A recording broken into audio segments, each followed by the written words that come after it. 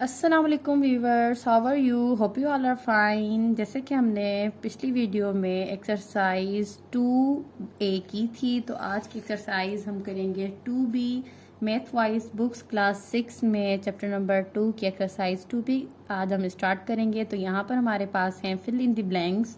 तो fill in the blanks में क्या है कि हमारे पास दो हैंड साइड्स दी गई हैं और दोनों को ही आपस में क्या करना है, इक्वल करना है। ठीक है, तो अगर आपके पास, मैं कह रही हूँ कि आपके पास ये सवाल अगर मैं आपको कॉपी पर एग्जाम्पल करवाऊँ कि आपके पास है 10 + 7 is equal to fill plus ये 10 ब्लैंक है। ठीक है, तो अब आपको पता है कि जब मैंने 10 में 7 प्लस किया है तो आंसर मेरा आ गया है 17। और यहाँ पर भी अगर मैं 10 में से क्या नंबर ऐड करूँगी कि आंसर मेरा आएगा 17, तो यकीनन ये भी हमारे पास क्या आएगा, 7 आएगा। तो ऐसे ही यहाँ हमने क्या करना है, फिल इन द ब्लैंक्स को हल करना है। अब यहाँ पर आप देखें 34 को आप मल्टीप्लाई कर रहे हैं 8 से, तो कौन सा नंबर है जो हम 8 से मल्टीप्लाई करें तो हमारे पास उसका आंसर जो है वो 34 से जो आंसर आए वही आंसर आना चाहिए। तो यहाँ पर हम यकीनन अगर 8 को मल्टीप्लाई करें 34 से, तो यहाँ पर भी हमने 8 को किससे मल्टीप्लाई करना है, 34 से। अब यहाँ पर आ जाएं, यहाँ पर अब ये सवाल क्या कह रहा है, 54 + 67 + 8 is equal to 67 plus blank plus 54। अब यहाँ पर देखें, इन्हीं में से ही हमारे पास जवाब हमें मिल जाता है। 54 लिखा हुआ है, 67 लिखा हुआ है। अब कौन सा डिजिट है जो हमारे पास नहीं लिखा हुआ, और इन सब में हमने क्या करना है, ऐड करना है। तो यकीनन एडिशन में हमारे पास एक ये डिजिट कम है, तो ये हमने यहाँ पर लिख देना है। नेक्स्ट पर आ जाएं, हम किसी भी नंबर को मल्टीप्लाई करेंगे 0 के साथ तो उसका आंसर हमेशा हमारे पास क्या आएगा, 0 ही आएगा। तो मतलब ऐसा को अगर मैं 89 के साथ क्या मल्टीप्लाई करूं कि आंसर मेरे पास 0 आना चाहिए, तो वो यकीनन हम 0 को ही मल्टीप्लाई करेंगे तो आंसर हमारे पास क्या आएगा, 0 आएगा। ठीक है, ऐसे ही अगर आप किसी भी नंबर का मल्टीपल चाहते हैं कि आंसर उसका वही निकले, तो उसको हमने मल्टीप्लाई करना होता है 1 से। तो जब 123 को मल्टीप्लाई करेंगे 1 के साथ तो आंसर हमारे पास क्या आएगा, आंसर आएगा हमारे पास 123, मतलब 123। नेक्स्ट में आते हैं, ये वाली चीज़ मैं आपको यहाँ पर समझा देती हूँ। ये है हमारे पास 45 multiply by 10 + 5 is equal to 45 multiply dash plus dash multiply by 5। अब यहाँ पर अगर आप राइट हैंड साइड और लेफ्ट हैंड साइड में से, लेफ्ट हैंड साइड जो ये वाली होती है इसे हम लेफ्ट हैंड साइड कहते हैं। यहाँ पर आप देखें तो यहाँ पर ये जो 45 है ये इस पूरी ब्रैकेट के साथ मल्टीप्लिकेशन में है, मतलब 45 10 के साथ भी है। तो 45 मल्टीप्लाई 10 करें, फिर यही 45 बीच में क्या साइन आएगी, प्लस की आएगी। फिर हम 45 को किसके साथ मल्टीप्लाई कर रहे हैं, 5 के साथ। तो देखें यहाँ पर हमने क्या फिल करना है, यहाँ पर 10 फिल करना है और यहाँ पर हमने क्या फिल करना है, 45 फिल करना है। तो आपको यहाँ पर इजीली समझ आ जाएगा। ये मैं आपकी समझने के लिए कर रही हूँ। आप चाहें तो अगर जब आपको बात समझ आ जाएगी तो आप इजीली खुद ही विदाउट हेल्पिंग ऑफ कॉपी और पेन तो आप ये खुद ही कर सकते हैं, लेकिन ये मैं आपको ज़्यादा तफसील में समझाने के लिए कह रही हूँ। अब देखिए 9 में से कौन सा नंबर ऐड करें कि आंसर हमारे 9 में अगर हम 0 प्लस करते हैं तो हमारे पास आंसर क्या आता है। यकीनन 9 में 0 प्लस करने का मतलब है कि 9 में हम कुछ भी प्लस नहीं कर रहे, तो आंसर हमारे पास क्या आया, 9 ही आया।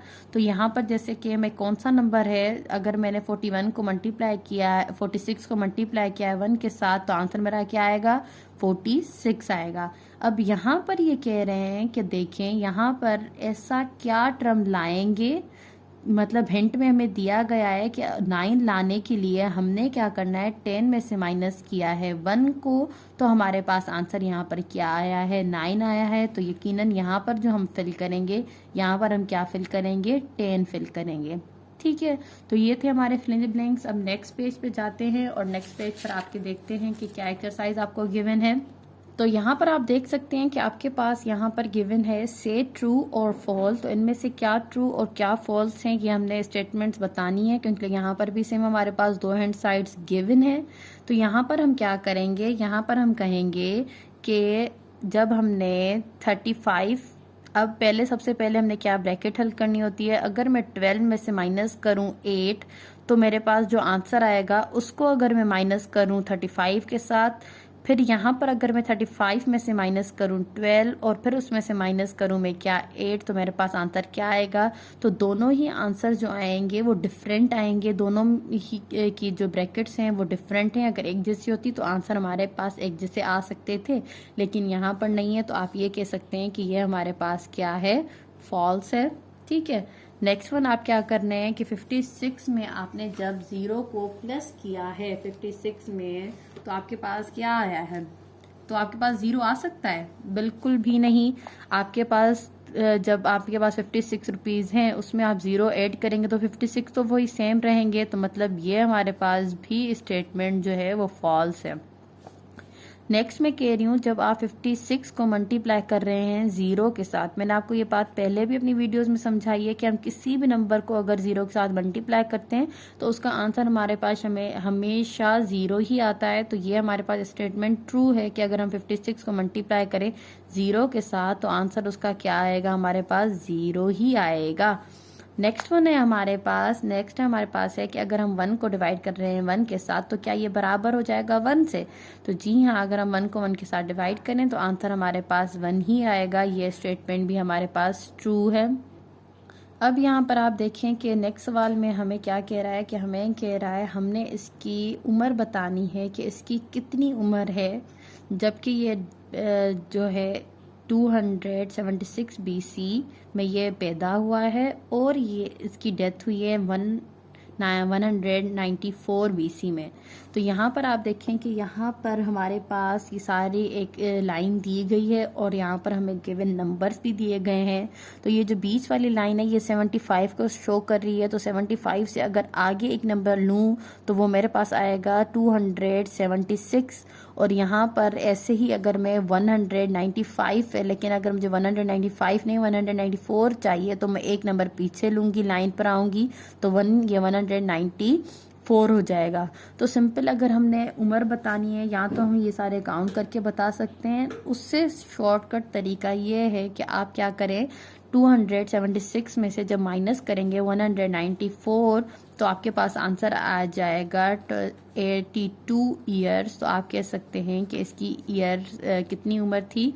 82 ईयर्स ये जिंदा रहा। ठीक है, नेक्स्ट है हमारे पास complete the magic square such that each row column and the diagonal adds up to 30। अब हमने इसको इस तरीके से ऐड करूं, ठीक है, जिस तरीके से भी ऐड करूं तो ये सारा जो है बॉक्स हमारे पास क्या बनना चाहिए? 30 ही बनना चाहिए।